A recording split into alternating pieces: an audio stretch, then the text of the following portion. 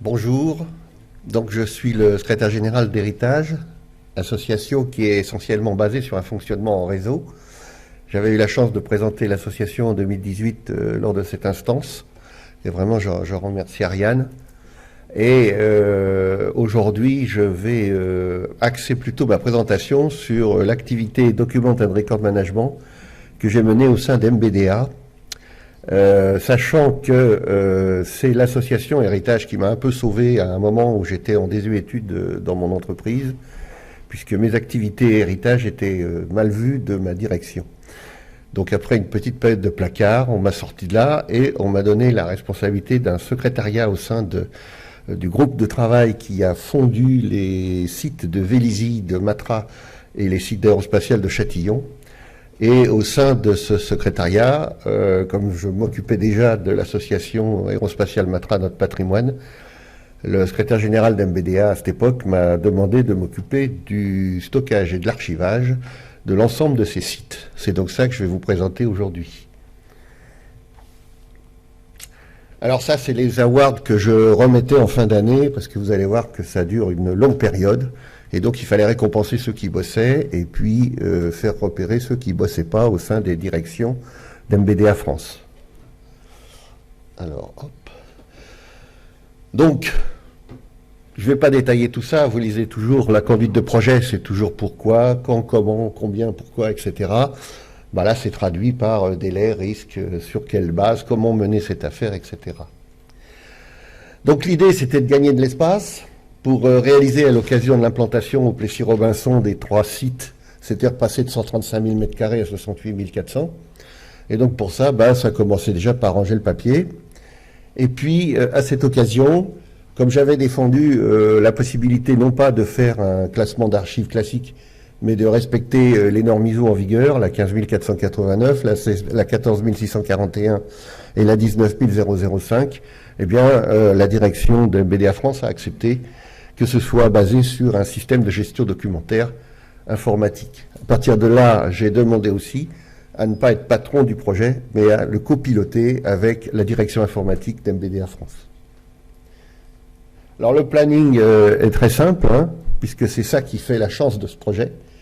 C'est que quand on a une butée qui correspond à un déménagement, tout le monde se met à bosser parce qu'il faut réussir le déménagement. Donc c'est assez pratique. L'idée fondamentale aussi, ça a été qu'on a pu réfléchir à ce qu'on appelle la machine à indexer dédoublonnée, qui avait l'avantage de commencer à nous permettre de sélectionner tous les gens qui avaient 14 PowerPoint identiques dans leur micro, ou autre chose comme ça. Et donc on a inventé cette machine informatique qui nous a permis d'alléger aussi les fichiers informatiques. Un petit rappel, l'archive, en particulier dans le milieu de l'armement, c'est une fonction de preuve, une fonction de mémoire, une fonction de compréhension et une fonction de communication. Donc bien classiquement, maîtriser le passé pour préparer l'avenir. Mais on y reviendra plus tard.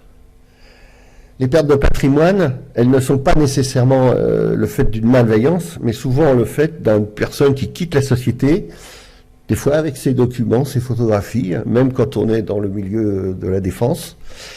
Les destructions d'archives sans discernement, alors ça c'est quand on dilette sur son micro ou quand on poubellise un dossier sans avoir regardé ce qu'il y avait dedans.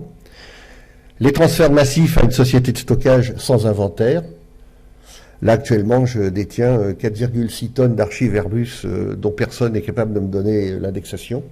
Et les risques accidentels, alors évidemment ça c'est les incendies, etc. D'où nous rappellerons la petite histoire du Crédit Lyonnais. C'est la naissance de notre chantier qui va s'appeler Stardoc, comme stockage, archivage, documentaire. L'abeille, c'est pas rien, parce que l'abeille, c'est un petit personnage exceptionnel et qui a toutes les qualités requises pour faire valoir l'archivage dans une grande entreprise. Nous allons appliquer l'ISO 15489 au cours de ce projet, et ça, c'est assez fondamental parce que nous allons identifier et nous allons faire identifier par les salariés de la maison ce qu'est une archive courante, ce qu'est une archive intermédiaire et ce qu'est une archive définitive. Et à titre personnel, en tant que secrétaire de l'association Héritage, j'étais particulièrement intéressé par les archives intermédiaires et les archives définitives, mais vous allez voir que, hormis le papier, j'étais un peu déçu. Alors, vis-à-vis des personnels, comment les aider à trier, hein? Eh bien, le passé pour identifier les volumes, les contenus, effectuer la reprise avant déménagement, le présent pour mettre en place un plan de classement de chaque identité de l'entreprise, et puis le futur pour appliquer les solutions satisfaisantes et validées. Et à partir de là, chacun va rentrer dans son armoire, et après je vous donnerai une série de photos qui vous permettra de vous détendre, compte tenu qu'elles sont rigolotes. Donc bien évidemment, éviter une destruction massive. Alors, globalement, les chiffres de ce qu'on appelait le projet Sirius et la partie stockage-archivage, c'était 180 millions de pages, dont 20% étaient à garder sur le site. Hein. Et puis, eh bien, c'était évidemment, pour tout ce qui était archivage intermédiaire et archivage définitif, éviter les redondances et ne stocker qu'un seul document au bon endroit en l'ayant clairement identifié. Donc on avait deux solutions, la méthode classique à la française, hein, où on fait un traitement chacun dans son coin, et puis on fait comme d'hab, hein, et puis on dit c'est prêt, et puis on attend que ça déménage. Et puis la deuxième solution, c'est la mise en place d'un système général de gestion documentaire lié à un système commun adapté, qui chez nous était basé sur une GED. Et cette solution est bien évidemment complexe, elle nécessite un temps de mise en place, elle nécessite aussi de mettre en place des réseaux pour l'accompagner, mais c'est quand même la solution que nous avons choisie, parce qu'il fallait pérenniser le système, puisqu'il fallait gagner de la place. Donc on a fait une succession d'ateliers déposés dans le Business Management System de MBDA, et donc ces 180 km d'équivalent A4, on a démarré le tri, et vous verrez au cours de la présentation que nous avons même eu la chance, puisqu'on nous avait trouvé bien organisé, de traiter les 62 000 documents CD, confidentiels défense, à injecter donc dans une GED qui a été créée pour l'occasion, qui s'appelle la GED CD.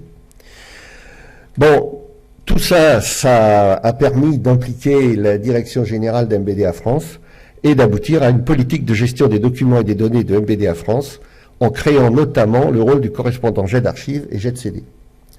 Puisque porteur de tout ce qui est travail en réseau, hein, et je me félicite que mon association comporte 31 membres associés, dont certains sont présents ici, nous avons mis en place cette politique de management signée de Didier Évrard, le directeur général France, qui depuis quelques jours vient de rejoindre le conseil d'administration d'Héritage.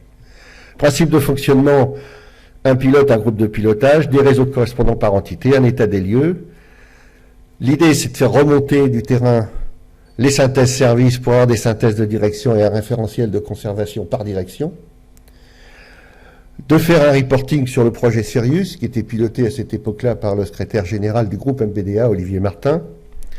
Et ensuite, de déployer sur l'ensemble des directions les activités, qu'elles soient de formation, qu'elles soient mises en main de l'informatique ou qu'elles soient mises en main des méthodes de fonctionnement en matière d'archivage industriel. Il faut savoir qu'à cette époque-là, nous avions constitué aussi MBDA France, qu'il nous fallait obtenir l'ISO 9000, et donc qu'il nous fallait écrire l'ensemble de nos processus organisationnels, puisqu'ils étaient au nombre de 106. Donc une mission pour le correspondant archive, collaborateur choisi pour ses qualités d'ordre et de méthode, sa capacité d'organisation, son esprit d'analyse et de synthèse. Bon, en général, en gros, on a commencé par impliquer un certain nombre de chefs de service, chefs de département, parce que de toute façon, il fallait commencer par balayer l'escalier par le haut. Et donc, derrière, nous avons décliné ces activités sur un certain nombre de secrétariats qui ont été formés et dont on a intégré dans la description de poste la notion d'archivage documentaire et la saisie sur le système de GED, puisqu'elle pouvait piloter les formations. 2 minutes, ça, je ne vais jamais les tenir. Alors, le rôle, vous le lirez, puisque tout va être mis en disposition. Tout ça, c'est des documents que je détiens aujourd'hui. S'il y a besoin d'aider des gens, je suis tout à fait ouvert. Voilà le réseau, nous étions 110 sur l'ensemble de la France, puisqu'on a commencé par Vélizy, mais on a fini par la région centre. On a traité Euromissile, on a traité Eurosam, on a traité la fusion Alcan-MBE.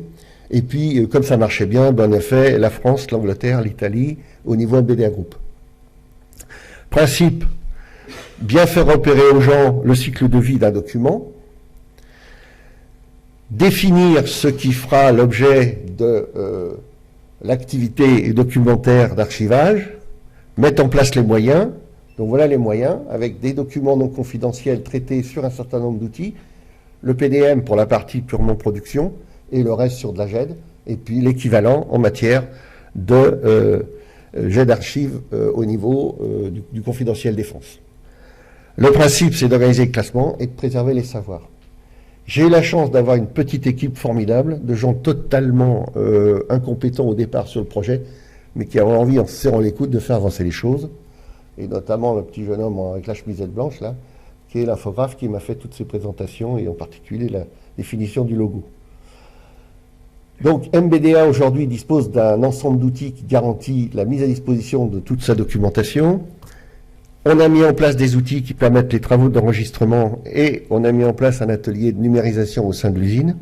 Tout cela conformément aux règles normatives en vigueur, ISO 15489, 14641 et 19005.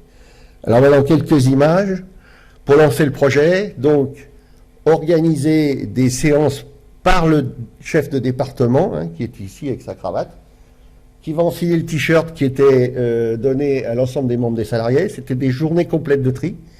Interdiction d'être en formation, interdiction d'être en congé. Il fallait présence totale. On commençait par un café croissant et on attaquait jusqu'à 17h le soir, que ce soit rangé. Donc là, vous avez la petite dame avec les lunettes qui était la correspondante archive de ce département. Donc, chacun met son t-shirt, tout le monde commence à attaquer son classement. Donc vous voyez que c'est sérieux. Avec le t-shirt, on ne se salit pas, donc tout va bien. Là, ici, vous avez l'empilement des spécifications. Vous avez aussi les fiches qu'on mettait à disposition des gens pour qu'ils puissent trier les dossiers qui sont sources, ceux qui sont des copies, ceux qui comportent un texte complémentaire. On a aussi évité les amas de câbles, les amas de... Les boîtes d'archives qui comprenaient des balles de ping-pong, ou alors les dossiers qui comportaient la bouteille de whisky et la bouteille de pastis.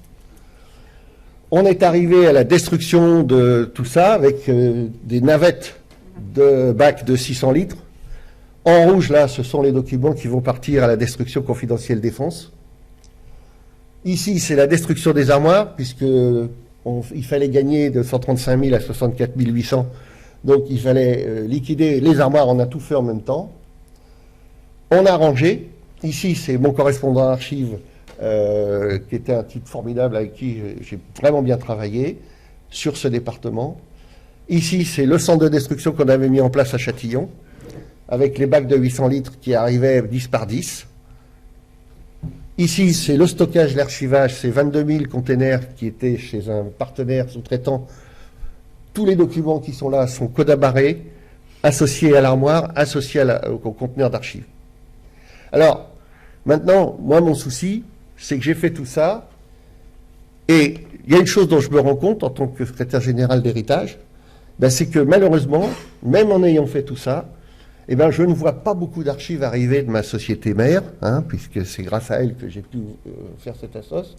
Et je me pose une question, et je la pose, et dans les cadres des travaux qui pourraient être faits en matière de fonctionnement de réseau au sein de la DGAC, moi je l'ai soumis d'ailleurs déjà à la commission du patrimoine de l'Aéroclub de France, je me pose la question de savoir comment, dans nos structures associatives, on va finir par avoir la possibilité d'accueillir l'archive patrimoniale du XXIe siècle, qui est numérique.